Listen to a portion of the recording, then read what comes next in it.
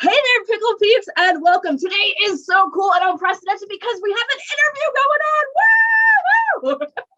He's laughing his butt off at me right now because we have the absolutely amazing Andrew George has died to come over and visit us on the Handmade How page. Everybody give him a round of applause because I'm not going to do the cheeky, like, circle round of applause thing, but I'm proud of it.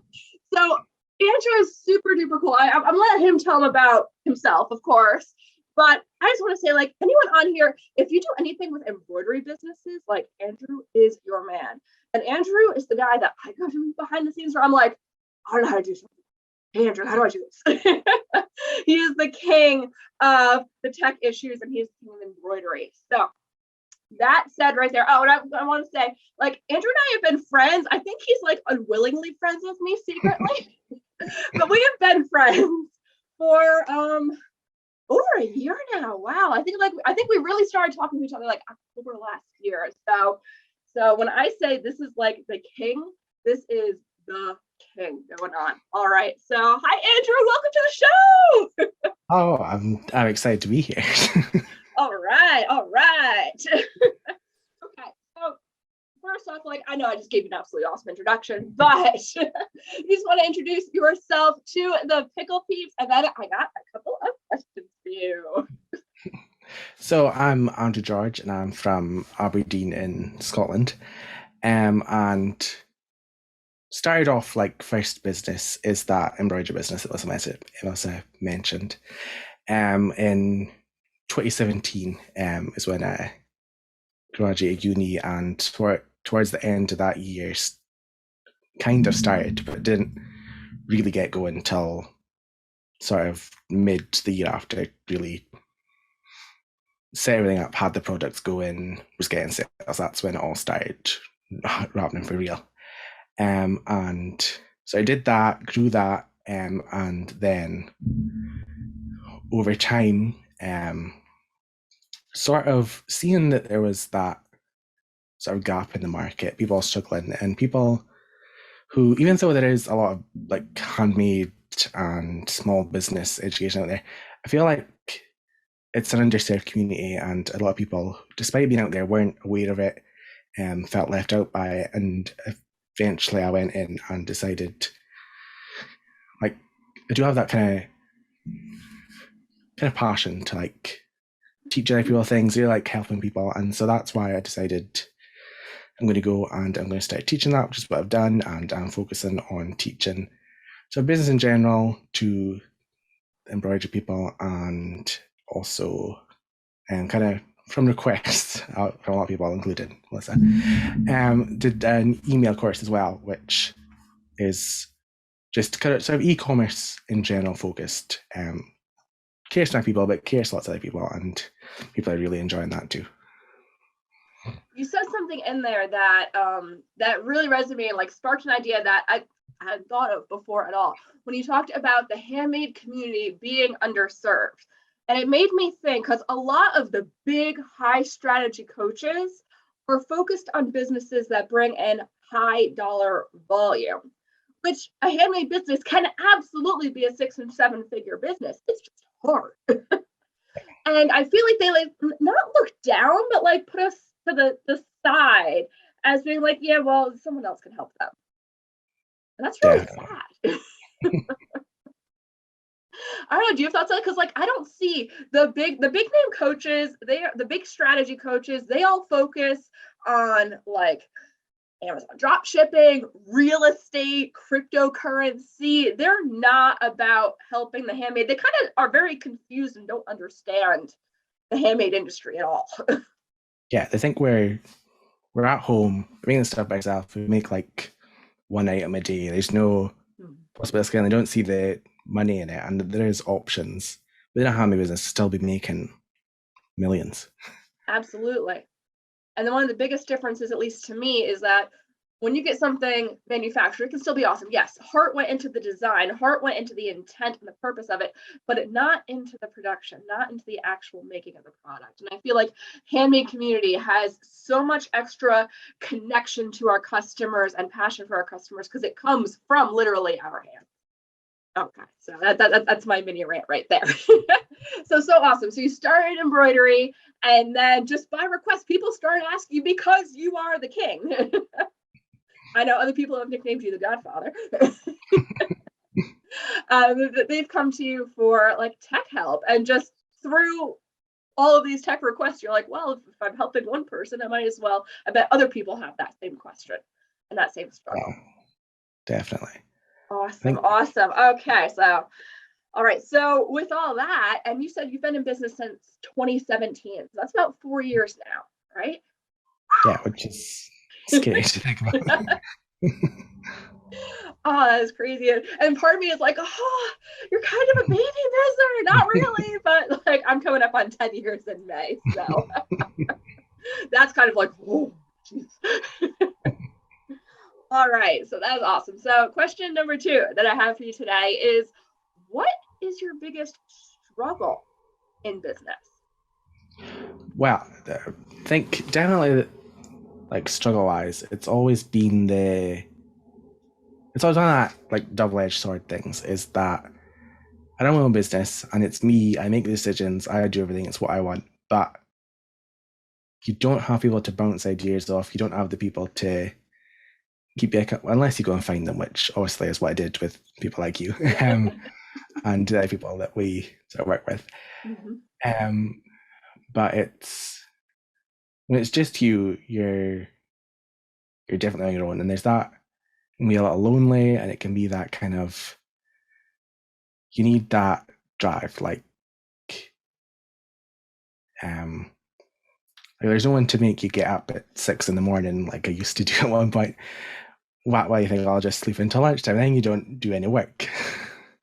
And just things like that. Or I don't feel like doing social media today, and without that someone forcing you to do it, there sometimes it just doesn't get done, and I think that's always a struggle.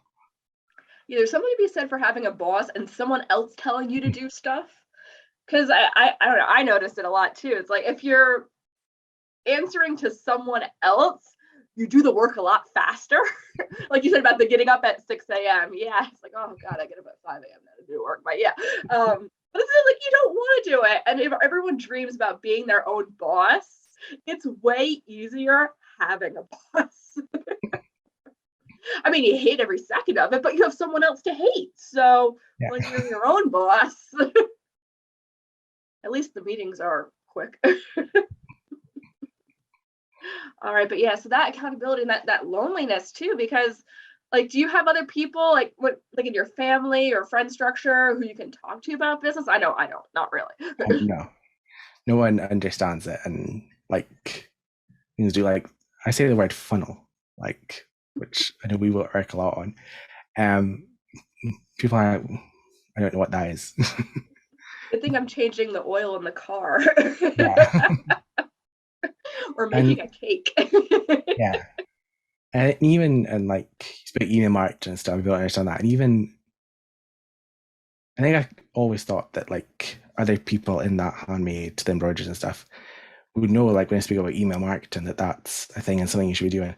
But going into those sort of embroidery specific groups and mentioning something like MailChimp, and I'm like, what's that?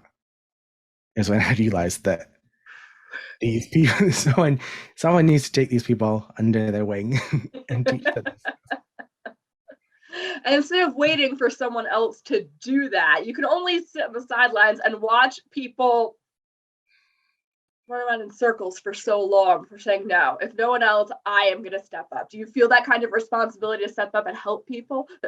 Yeah, that definitely along the way sort of happened. Mm-hmm. I think that's anything with the sort of handmade small business thing, is that people think handmade, they think they have to be doing everything completely from scratch. And in the embroideries, there's a lot of, you buy what is a finished product, and then you add something to it. So it's more, I think, hand altered is what Etsy describes it as. And so they don't think they're handmade and ignore all that handmade training that's out there. I feel like they're not in the handmade, they're not the big business. There's no one specific to them, so they don't take advantage of what is there and sort of suffer for it. Oof, that is extra rough. I never thought about it from that perspective. You are so right, for people coming in and taking a product and then modifying and customizing and making it better. Yes, yes, yes. Wow. All right. That's a little deep right there. That's like I feel that. Okay, yes. So the biggest struggle is just that, finding that mastermind, not being alone, not being stuck in your own head. Because sometimes, especially in business, like business is hard. Like we come on here and we talk about how much fun everything is usually. Usually it's like, this is awesome. But behind the scenes, you're like, oh my God. Or that's just it. I would crawl under my desk, but there's lots of metal pieces and shards under there, and I really just don't want to get all stabby stab. But having that community, having that mastermind, and those people who understand exactly what you're going through, that is beyond key. That's kind of one the first tipping point from being a handmade business to being a successful handmade business. Yeah. Feels having that group, that camaraderie, and those people to bounce your ideas off of. You are not in a vacuum. Anyone watching this, you are not alone, okay? Being in handmade does not mean you're alone. Being in business does not mean you're alone. We're here for you. Yeah. And what I didn't realize at first is that you're in those groups for the handmade sort of people, and you're posting in it, or like there'll be the one coach that does the live, and you think, oh, I'll have this community, I know these people, but which like we were in those groups, but like you walk past in the street and not know it's you. And until we sort of made our own sort of group, splintered off from the main group, and we did the Zooms, the Facebook Lives, whatever, like this, and actually spoke face to face virtually, and could really discuss like what each of us is going through and get that whole experience, which really puts out 10 on their level. And I think that's been a big game changer. Yes, absolutely. All right. Oof, so much gold, guys. So much gold. Pickle thieves here. Love it. Love it. All right. Whew. Okay. So I feel like we kind of covered question 3 already here, which is why did you decide to become a business coach? Right. I didn't ask that one yet. We just kind of moved right on into it naturally, didn't we? Yeah. And I think like as a young kid, that kind of what I always imagined being, it was that I want to start a business, I want to be a teacher. And it was that kind of, as I got older, I was like, actually, I don't want to be in a room of very annoying kids. And I think being sort of introduced to this online world of education and coaching that I never knew existed, realized that I could combine both of those parts, and I also had that experience in business and could actually offer something to people. And so I combined those two things I'd always wanted to do. I love it. Oh, I love it. And your story echoes mine right there too. I know as a kid growing up and like going through middle school and high school, and all of my teachers at that point were like, Melissa, you need to be a teacher. Melissa, you need to be a teacher. And I'm like, there is no way I am dealing with snot-nosed kids. And high schoolers are even worse. Maybe I'll teach college. I thought about that. I was like, maybe I'll teach college. And then I went to college and I saw how much work they had to do. I saw some of the caliber of teachers that came through in college, yes. And then I saw that they're doing all this work on not being tenured, and then half of them have other jobs to pay the bills. And I was like, no way, this is not happening. College students still don't actually want to be there. that whole like you hear new teachers say like, I want to teach people who want to learn. That's not happening in a school. It's happening online. Where you actually, people come to have a problem solved, to have a question answered, and being able to provide that help, like that's what makes you dream well at night. Okay. Whew. All right.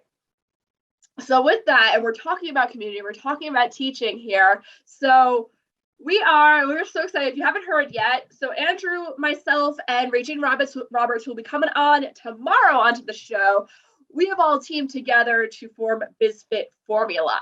And we have an absolutely amazing thing launching on Black Friday. Now, if you're watching this after Black Friday, please know you can still purchase, all right? can still purchase. All the links will be below. All the links. No worries. No worries. But it's launching on Black Friday. And what it is a boot camp. And I know, like, I probably lost half of you. You're like, boot camp? Seriously? Like, are there tires involved in this? Well, if it was up to me, the answer would be yes, but no. No tires involved, no barbells involved, no drill sergeants involved here with boot camp. Instead, Andrew, like, do you want to explain it or do you want me to keep going? You can go. I'm just excited. I'm Andrew's like, you talk faster, so it's okay. It's okay. You're gonna get through it faster. All right. So what this is, Andrew, Regina, and I, we were all talking about our projects that we had coming up and the things we had planned for the new year. And we realized that all three of us are doing almost the same thing, just different pieces of it. And if we put it together, it was like the magic puzzle that's like the doorway to business Narnia. That analogy made no sense at all. Sorry, Andrew. I promise I'm more organized when I have notes. I promise. So, but what we did is we came together and realized that all of us were working on projects that would help handmade businesses and small businesses to plan out their next year for success. And we talked about and we drilled in, like, what about our previous systems been? And we've been working together for over a year now. And all of our businesses have grown tremendously, astronomically, since we started working together. It's like we can capture this and bottle it and give it to you guys so that you can have a successful process. Now, what does a successful process actually mean for the new year? It means having a plan. It means proactive marketing, not reactive marketing. And it means marketing on the things that work. So each of us in that has 2 sessions in this workshop. And now I might have just lost a bunch of you again, being like, workshop. Ugh. I don't want to sit through 3 to 4 days of just like butt numbing lessons where my brain explodes and my butt hurts at the end of the day. Sorry, Andrew. We've all been there. We've all taken those courses. And then you exit to something that was supposed to help you plan for the new year. And all of a sudden you have a to-do list that turned into a to-do book. And you're like, do I even bother starting? Because there's no way I'm going to get through all this. Or at least that's been some of my reactions to these books. Yeah, I've been through the horrible sort of end of year things where you went in wanting to get the important stuff that you know you need done, and then you come out with this list of other stuff to do that you don't want to do, you're never planning on doing, and isn't the stuff you should be doing anyway. Yes. They're all distraction techniques. I swear a lot of the coaches out there just put out distraction techniques so you'll continue to buy their courses year after year. We're not about that. So when I say this is a workshop, it means that we're going to actually be doing the work there. So we understand that you're giving us time. That is the most valuable thing we all possess. Beyond money, beyond our skills, it is time. The only thing that doesn't return is time. Once it's spent, we don't get it back. So we need to make the absolute best of the time that we'll be together. So when I say workshop, I mean, we're going to tell you what to do, and then we're all going to do it together. We'll tell you what to do. We'll tell you why it's important. So you know, like, yeah, this actually matters. Not like the stuff that other coaches, when they give you those giant to-do lists of the stuff that doesn't actually matter, and you stress about doing it. But if you didn't do it, like, you're not going to do it anyway, it doesn't make a difference. Did that sentence make any sense? Frustration made sense, hopefully. So, Andrew, what will you be teaching during the Biz Fit Success Bootcamp? So I will kick things off on our first session on day 1, because we split up over the course of 4 days. It's not this, we'll talk at you for 8 hours and then expect you to go away and do all this stuff where you don't remember what you did in hour 1. Right? So I'll kick things off by doing our sort of, we'll review everything you've done over the past 12 months, not just in that you fill out these worksheets and all these numbers that don't mean anything.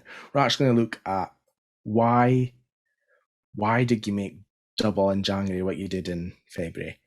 What is it that you did that made you successful that month, and what made the next month drop? And draw out from that, what can you learn? If you know that in January, were really consistent with all your emails, but in February it kind of dropped off. You know that emails are also important because that's what drove sales that month, and things like that. And if you're selling products, things like that, we're going to really look at sort of what is driving your revenue and make sure to pick all that out so that we can focus on it the next year and drop the stuff that isn't making money, which is really important to save you time. And the other thing we'll be doing on another day, I'm not sure it is. I just want to interrupt you for 1 second. Did you hear that, Pickle Peep? We said drop the stuff that doesn't work. And I'm going to throw another thing on there. Like, unless you did it and you hated it, but it seriously made money, if you hate doing it and it doesn't make money, that means you don't have to do it anymore. But the numbers will tell you what that is. They'll tell you where that point is, or you can be like, I'm never doing that again. Because that will make you really excited to move into the new year. Yeah. Okay, sorry, Andrew. I just wanted to point that one little bit out.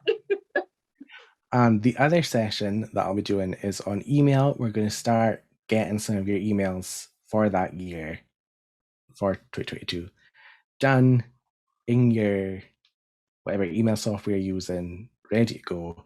We're going to make sure they have subject lines that get you the opens. We're going to make sure that we're getting your clicks, because that's what's most important just now. I'm focusing on what's current just now, because email marketing has had a lot of changes the past few months, a lot of what Apple are doing, and it's sort of affecting things as a whole.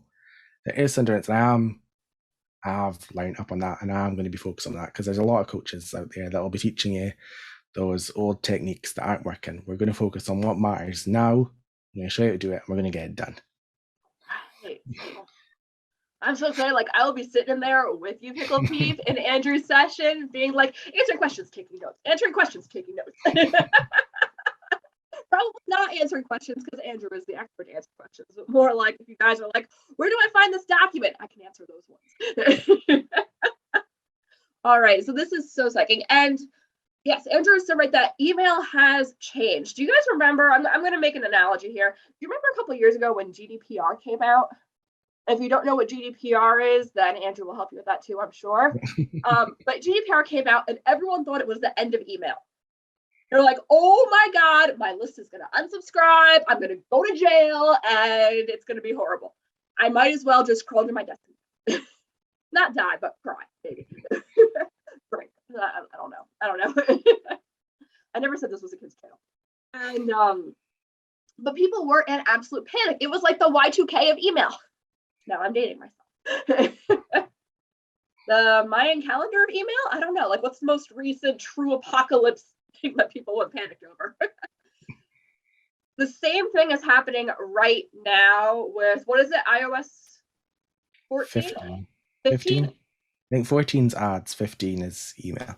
15 is email, okay. Apple, like, doesn't want small business to succeed. Or they don't want us to have any kind of competitive edge. I don't know. That, or maybe they're probably not thinking about small business. They're thinking about like big corporate businesses and going like, screw you. No, I'm sure they're not doing that either. I'll probably cut that from the video. But you know me, I really cut these things. Anyway, iOS 15 right now means that depending on your audience, all your numbers that you see when you send an email and people say like the open rates and whatnot. And if anyone noticed, like all of a sudden your open rate jumped to like 50% or more, and you're like, woohoo, I did it! That'll be me like having a party throughout the house and dancing around. No, I'm sorry to say you need to listen to Andrew because you probably didn't do it. It's just Apple saying with their new email protection thing, right? Isn't that what they call it? Mail privacy. Yeah. Something like that. So Apple is having it so that it reports back to you saying the email was opened, and meanwhile you have no idea if they saw your email or not. So that's why Andrew mentioned before, like clicking, and clicking is so important. He's going to show you how to get the best way to improve your click rates and make sure that you have the best fighting chance of people actually seeing your emails. Yeah, and it's another one of those. It's not the best thing ever, but there's that sort of blessing because a lot of that stuff has been inaccurate for a long time. No one was telling you that. They were just focused on the open rates was open rates. But the one thing that you can do sort of more reliably, and especially with UTM tags, which I won't go into here, but is another important thing that we should Yeah, we don't focus want on. people like falling out of their chairs, so we're not going to talk about UTMs. We can get much, not perfect, but much more reliable data on that with the clicks. And obviously the clicks was obviously what was important all the time. Having a high open rate with no sales is pointless. It's anything, it's like the GDPR, people were worried about that, but in the end they ended up with like adding double opt-in meant that the amount of like fake emails used to register and stuff went way down. And like allowing people to unsubscribe easily, things like that were worrying at first, but actually had a positive impact. And I think I'm not sure the Apple stuff is quite as completely positive. But there is positives in there. It's going to force us to sort of make some changes. But we'll show you how we can make that changes work and how you can try and get as close to as good as you were before, or if you weren't focusing on clicks, you weren't getting sales, we can make your email marketing better than it was before, because there's a good chance you weren't doing it perfectly before. So there's always room for improvement.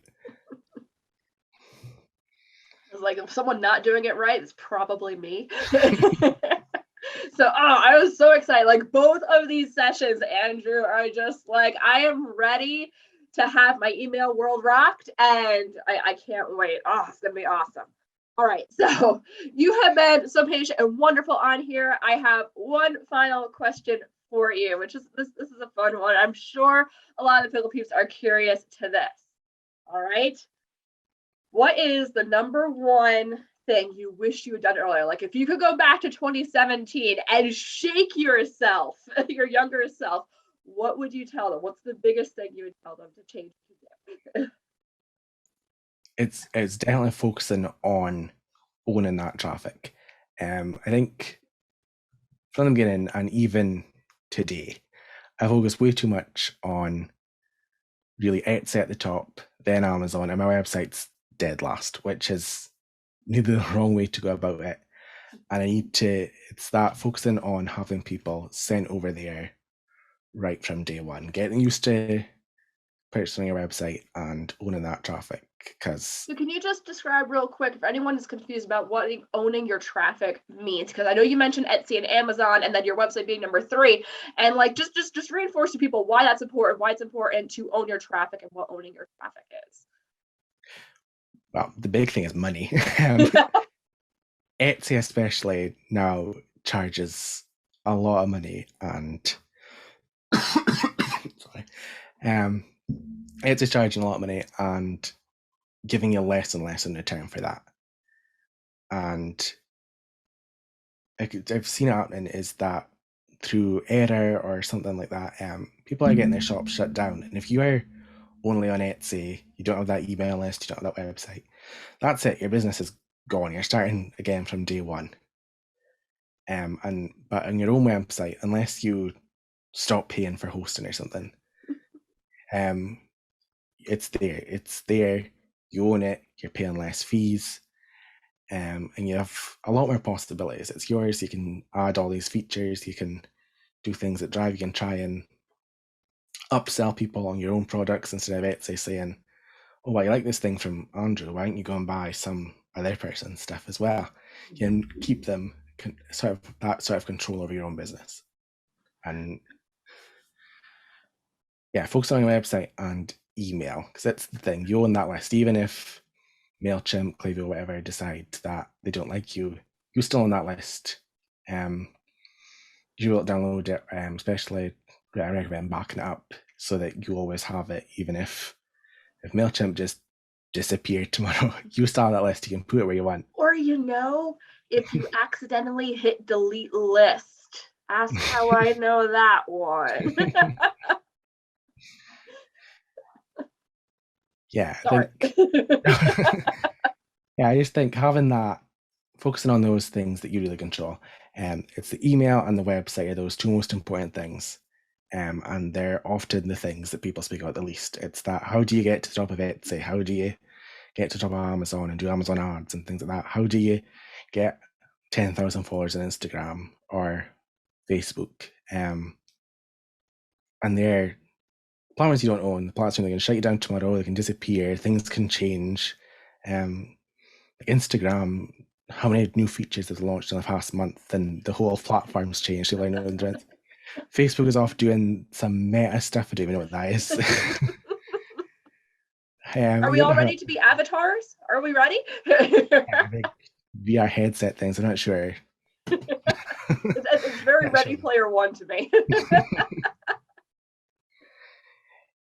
Yeah, so I think just from day one, I have my people. They're on my email list. They're on my website, and I'm in charge because it's your business. You're working for you. You're not an Etsy employee, as much as it might feel like it if you get sort of trapped in that platform. You definitely don't work for Amazon.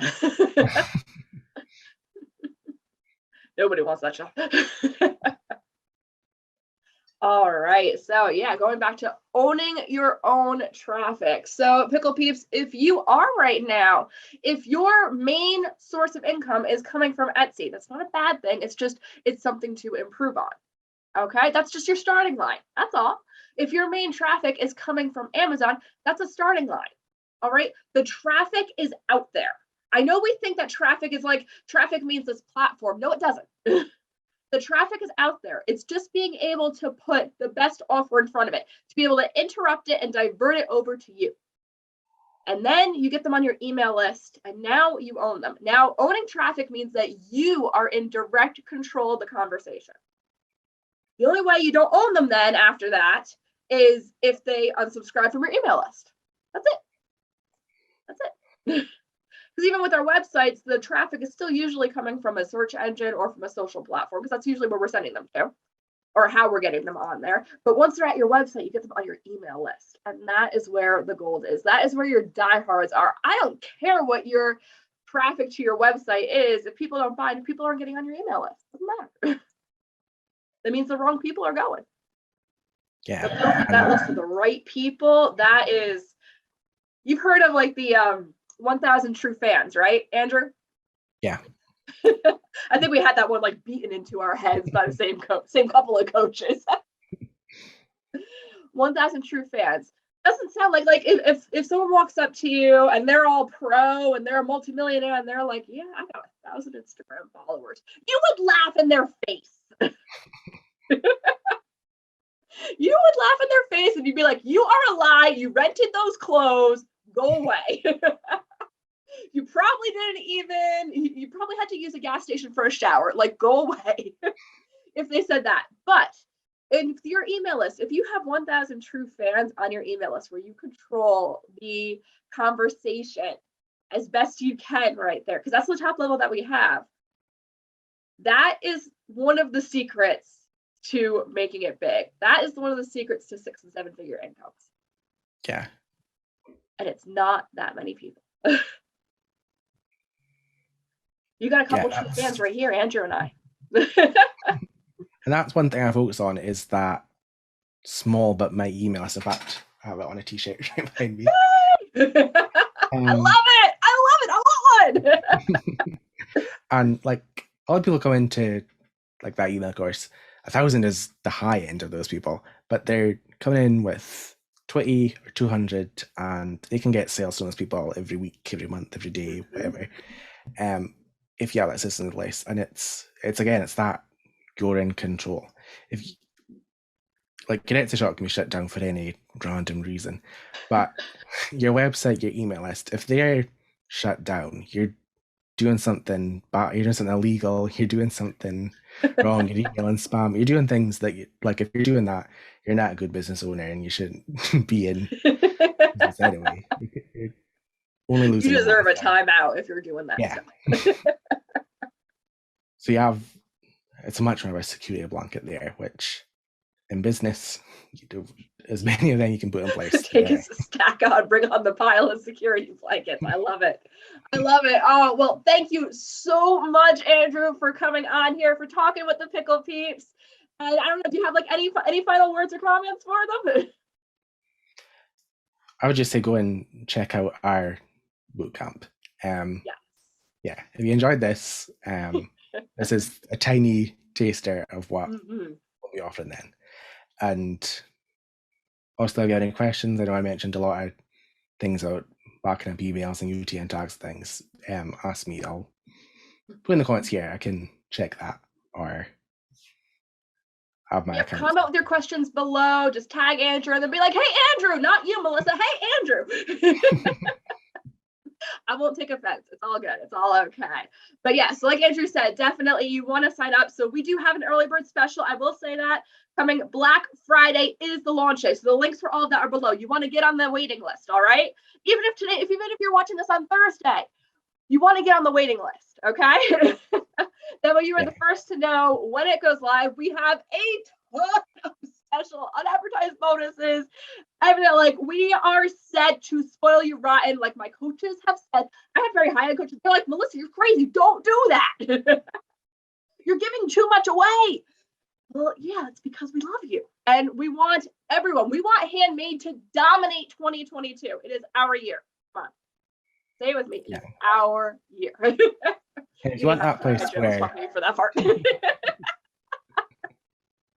You want that place where I'll also link Andrew's YouTube channel down below so you can check out and see more of Andrew's fantastic teaching style, especially if you're in the embroidery world.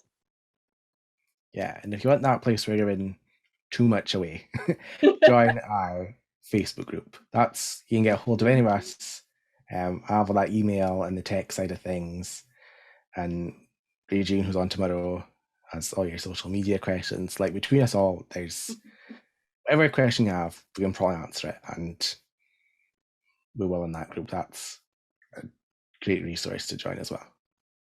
And if you're saying right there, so Andrew's got like data, and he's got year in review, an email, and you just said Regine's doing social media. Like, Melissa, what the hell are you teaching? You're like looking pretty and being a cheerleader? Well, yes, but no. And I'll be coming with you. So they are going to teach you the direct things. I'm going to be coming into you with high-end strategy on how to knock out your entire marketing plan for that year in about an hour. And then I'm going to show you how to implement that hour. All right. So we're going to have such a great time. I do believe that is it. I've kept you guys on long enough. I've kept you long enough. Andrew, thank you again so much for coming here on the show. And we will see you. We'll definitely join the group. You'll see Andrew in the group. And we will see you in the Biz Fit 22 Success Bootcamp. All right. Bye. Bye.